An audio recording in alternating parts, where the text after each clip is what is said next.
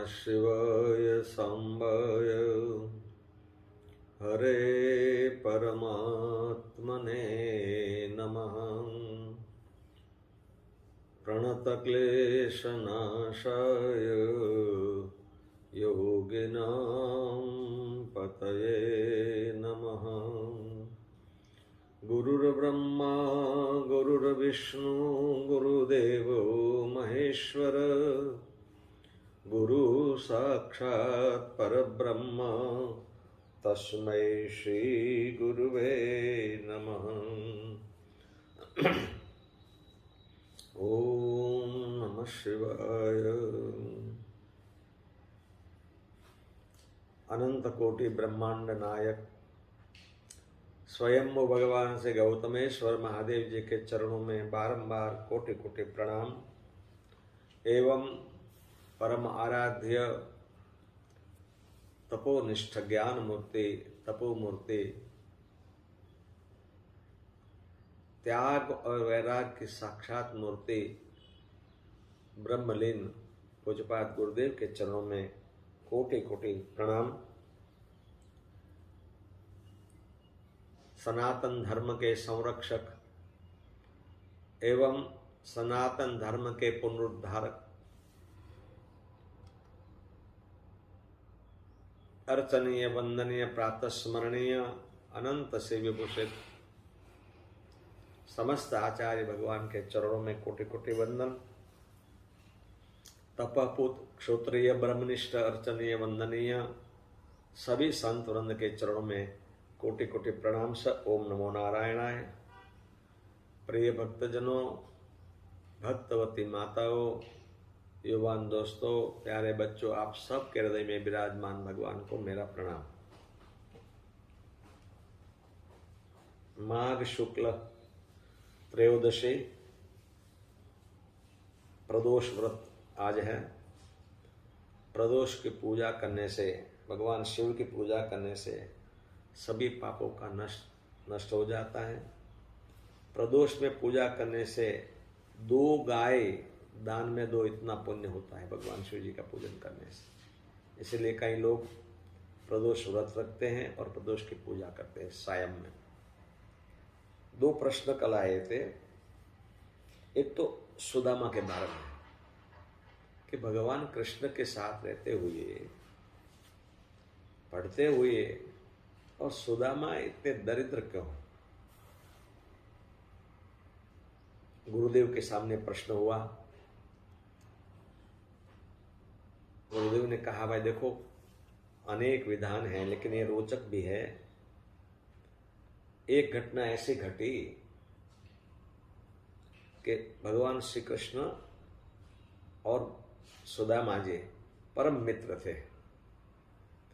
और मित्र का अर्थ है क्या है कि दुख के समय में आगे आ जाए ढाल बन के, और सुख के समय में पीछे चले जाए, सुख की आशा न करे।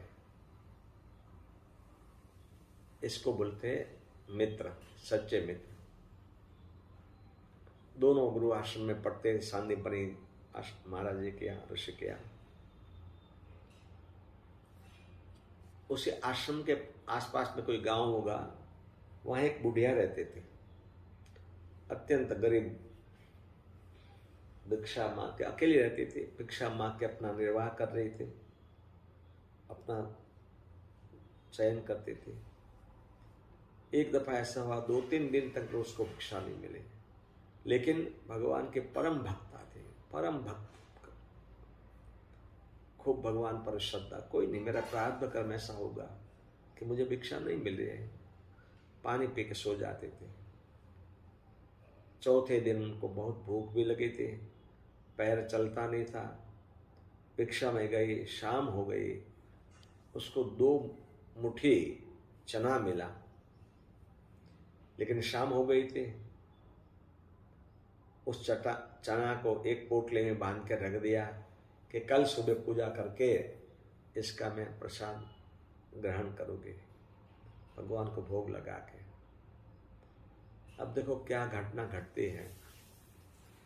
रात्रि में चोर निकले और देखा बुढ़िया कितने दिनों से मांगते हैं कुछ, तो उसके पास कुछ तो होगा। उसकी कुटिया में आए और वही पोटली जो चना वाली थी, वो पोटली चोरों ने उठा ली। ये चोरों का आवाज सुन के थोड़ा सा बुढ़िया एकदम उठ गई और बोले, चोर चोर पकड़ो पकड़ो, चोर चोर बचाओ। ये शोर होके आसपास के लोग उठ गए। चोर को पकड़ने के लिए सब उनके पीछे पड़े। चोर भागे वहां से और सांदीपनी आश्रम में आके छिपने की कोशिश किए। गांव लोग पीछे चले गए और जैसे आश्रम में कुछ आवाज आई तो ऋषि पत्नी उठी, बोले कौन है आश्रम में? तो उनका भी आवाज सुन के वो जैसे कुटिया से बाहर निकली तो चोर वो पोटली छोड़ के भाग गए। चना वाली पोटली छोड़ के भाग गए। सुबह हुआ, ऋषि पत्नी उठ के अपना प्रांगण में झाड़ू लगा रही थी तो उसको ये पोटली मिली। देखा तो उसमें चना था।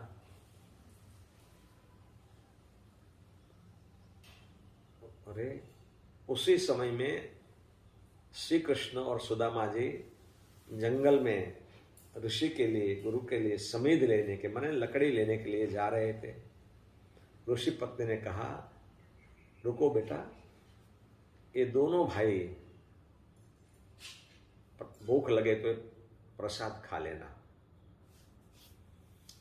अब देखो, सुदामा ब्राह्मण थे और ब्रह्मवेत्ता ब्राह्मण थे, ऐसा कोई सामान्य ब्राह्मण नहीं था, जन्मजात ब्रह्मज्ञानी थे। जैसे पोटली हाथ में आई तो उसको पता चल गया, अरे राम राम राम। क्यों? वो बुढ़िया ने जब देखा कि मेरा चौथे दिन का जो आहार है, प्रसाद है, वो चला गया, उसने श्राप दे दिया, मनोमन निकल गया श्राप कि मेरा जो चना ले गया है वो दरिद्र बन जाए, वो खाएगा तो दरिद्र बन जाएगा, दरिद्रता उसको आएगी। महाराज सुदामा जी ने देखा कि अरे राम राम, गुरु माँ ने तो कहा है कि बांट के खाना, लेकिन मेरे साथ जो है वो कोई सामान्य व्यक्ति नहीं है, त्रिभुवन पति है। यदि वो खाएगा तो तीनों लोक में दर्द हो जाएंगे। इसकी वजह मेरे मित्र का दुख मैं ही सहन कर लूं। और वो चोरी छुपी से कृष्ण को पता भी नहीं चले, ऐसे वो चना खा गए। महाराज पूरी दुनिया का आज तक सब उसको कहने लगे, सुदामा ने चोरी करके, मित्र की द्रोह करके चना खा गए। ऐसा नहीं था, वो अपने मित्र पर दरिद्रता नहीं आना चाहता था, ऐसे गुरुजी बता रहे थे। देखो, ऐसे भी लोग थे जो मित्र को दुख नहीं पहुंचाना चाहते थे, मित्र का दुख अपने सर पर लेते थे, अपयश अपने सर पर लेके मित्र को सुखी करना, ये मित्र का उत्तम दृष्टांत है। एक बात बताइए। अब दूसरी एक बात बताइए कि राजा कैसा होना चाहिए। एक प्रश्न ये भी था, राजा न्यायप्रिय होना चाहिए। ऐसे कई राजा न्यायप्रिय हो गए अपने देश में, भारतवर्ष में। कई राजा, कई साम्राज्ञी, कई राजमाताएं इतनी न्यायप्रिय हो गई कि पूछो नहीं। क्यों? उनके पास में धर्म था। धर्मो रक्षति रक्षतः। मध्य प्रदेश में महारानी अहिल्याबाई होलकर हो गई, बड़ी न्यायप्रिय और भगवान शिव की परम भक्त। भगवान शिव उनके प्राण थे बस। 12 ज्योतिर्लिंग में अहिल्याबाई ने पुनरुद्धार करवाया था, जीर्णोद्धार करवाया था। सोमनाथ का शिवलिंग जब गजनवी ले गया, अमुक समय खाली रहा, तो अहिल्याबाई ने जब पुराना सोमनाथ अभी है, वो भगवान शिव की प्रतिष्ठा करके सोमनाथ की प्रतिष्ठा किया था। कई जगह पे भगवान शिव के लिए जब वो राजगद्दी पर बैठती थी तो शिवलिंग को हाथ में रख के न्याय करती थी। इतनी न्याय प्रिया। बस एक घटना ऐसी घटी, उसका पुत्र मालोजी राव रथ लेके निकले और इतनी तेजी से रथ चला रहे थे, सारथी एक ताजी ब्याही हुई गाय का बछड़ा उसके रथ के नीचे आ गया। गाय एकदम भाग के आई, तब तक रथ आगे निकल गया था कुचल के। गौ माता को बड़ा दुख हुआ, बड़ी रोने लग गई। गौ माता तो बहुत समझदार होती है, रोड पे आके बैठ गई मरे वो बछड़े के पास में। थोड़ी देर के बाद अहिल्या जी का रथ वहां से निकला तो देखा तो गाय रास्ते पे बीच में खड़ी है। उसको निकाला तो फिर दोबारा आ जाए, निकाला तो फिर दोबारा आ जाए। अहिल्याबाई ने पूछा क्या घटना है भाई? बोले उसका बछड़ा मरा हुआ यहाँ पड़ा है, इसलिए गाय उसको छोड़ के जाते नहीं है। बोले किसने मार दिया? पता चल गया कि मालोजी राव के रथ के नीचे आ गया। अहिल्याबाई को बड़ा दुख हुआ। राजसभा में बैठे और मालोजी राव की पत्नी भी बैठी थी, दरबारी और बैठे थे। तो उसने प्रश्न किया कि जिसकी बेटे को माँ के सामने कोई मार दे उसको क्या दंड देना चाहिए? तो मालोजी राव की पत्नी बोली कि उसको मृत्यु दंड देना चाहिए। बोले अच्छा पक्की बात है? बोले हाँ बराबर है, जिसके बेटे को मार दिया, माँ के सामने मार दिया, उसको मृत्यु दंड ही देना चाहिए। बोले ठीक है, हमारा हुक्म है, हमारा आदेश है, मालोजी राव को पकड़ के हाथ पैर बांध के उसे रोड पे उसको डाल दो और उस पर रथ चला दो। अब कोई सारथी तैयार नहीं हुए। कौन तैयार होगा? ये सत्य घटना है इंदौर की। कौन तैयार हो? खुद माँ अहिल्याबाई माँ थी लेकिन न्याय प्रिया थी कि मेरा बच्चा हो गया तो क्या हो गया, उसने गुनाह किया है, उसने बेदरकारी की है। और वो अहिल्याबाई खुद रथ चला के उस रोड पे निकली उसको मारने के लिए। जैसे पास में आती है तो वही गाय रोड पे आके खड़ी रह जाती है। उसको हटाते फिर भी आके खड़े रहते, जाती नहीं है।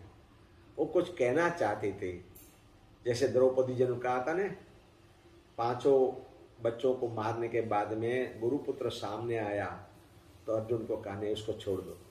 जैसे एक माँ मैं हूँ, मुझे दुख हो रहा है तो एक गुरु माता को भी इतना दुख होगा उसके पुत्र को मारे गए तो। देखो एक गाय माता, गौ माता है, कितनी समझ है, जबरदस्ती वहां से हटती नहीं थी। दरबारियों ने कहा माते क्षमा करो, मालोजी राव को आप क्षमा दान दो। एक गौ माता अपने को उपदेश कर रही है, कह रही है। उसके बाद मालोजी राव को क्षमा का प्रदान किया गया। कहने का भावार्थ ये है कि एक गौ माता है, इतनी समझ है उसमें, आप उनकी सेवा करो तो वो आपको इतना प्यार करेगी, घर वाले नहीं प्रेम दिखाएगी, इतना प्रेम करेंगे। लेकिन हमारे पास डोंगरे जी बापा कहते थे कि हमारे पास कार रखने के लिए जगह है, गैरेज बना सकते हैं, लेकिन एक गौ नहीं रख सकते हैं, एक गौ माता को पाल नहीं सकते हैं। उनका दूध, उनका दही, उनका मक्खन से, उनका घी से बुद्धि की शुद्धता होगी, घर में वातावरण पवित्र रहेगा। गौमूत्र से एक बड़ा जंतुनाशक का काम करता है भाई, लेकिन बहुत मुश्किल है समझाना। गोबर किसको उठाना नहीं है, वास आएगी, हम गंदा लगेगा आपको। ठीक है, ऋषि मुनि ने बहुत सोच समझ के गौ को माता कहा है। ऐसे न्यायप्रिय राजा अब कम हो रहे हैं, है ऐसा नहीं है, आज भी है और घर में भी ऐसे होंगे। इसीलिए दोनों दृष्टांत से समझना चाहिए। कभी हम सुदामा की बात करें तो उसको अन्याय नहीं करना चाहिए कि नहीं ये तो गलत चोरी करके खा गया। और जब घर में भी न्याय की बात आवे तब हम महारानी अहिल्याबाई को, माते अहिल्याबाई को याद करना चाहिए। हमारा जीवन ऐसा बने और गौ माता के प्रति हमारी श्रद्धा प्रेम बढ़ना चाहिए। हरिओम तत्सत, हरिओम तत्सत, हरिओम।